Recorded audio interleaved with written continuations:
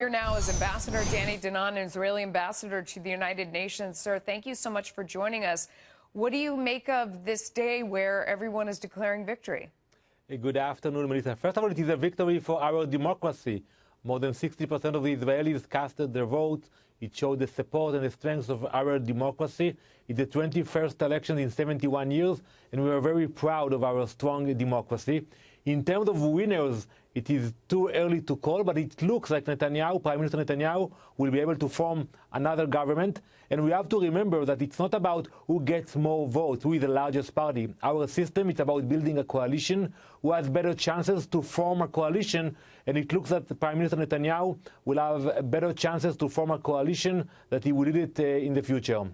Yeah, I mean, that's an important thing to remind American viewers, because we're used to, you vote for a candidate and that's that, whether it's the Electoral College versus the popular vote is always the struggle here in terms of who feels like they won. But it's a little bit similar in the sense that with the parliamentary system, you guys vote and then you decide who forms a government.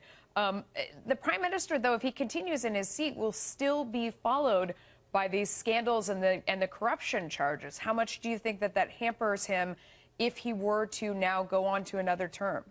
First of all, we saw today a show of support. The numbers of the Likud party becoming the largest or the second largest party. It shows that the Prime Minister still has a lot of support in Israel.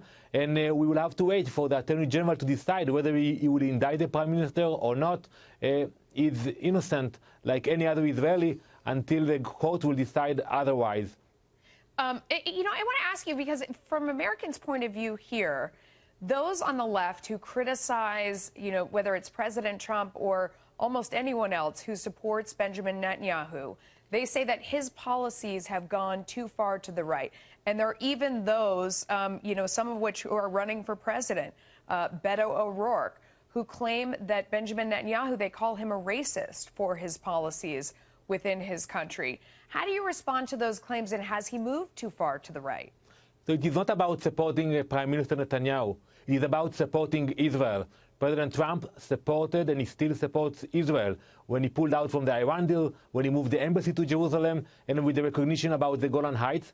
And some of the names you mentioned, I don't think they support Israel. So maybe it's easier for them to attack Prime Minister Netanyahu and not to attack Israel. But I think you need to look at the policy, and the president is reflecting the support that we have in the U.S. because we share the same values of democracy and freedom. Look what happened today in Israel. Where in the Middle East you will see elections free, that people go and vote. It doesn't happen in our region. That's why the U.S. is the best friend of Israel.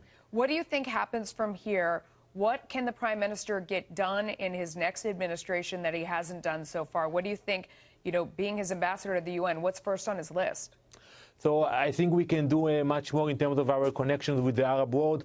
We are optimistic about that. We have a lot of quiet negotiations, and hopefully in the future it will be public. And today we are flourishing. Even at the UN, we see change in votes of countries, and we are very proud of the things we accomplished at the UN. It sounds like, so did you just say that behind the scenes that you're making progress in terms of your neighbors and that's going to come out now?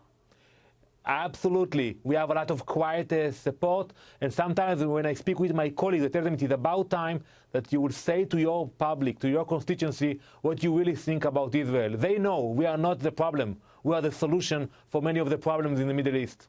So you think that you can form more relationships with those, with other Muslim nations in alliance against Iran in the future? Indeed, we are doing it today. As we speak, we cooperate and we share intelligence with some of those countries.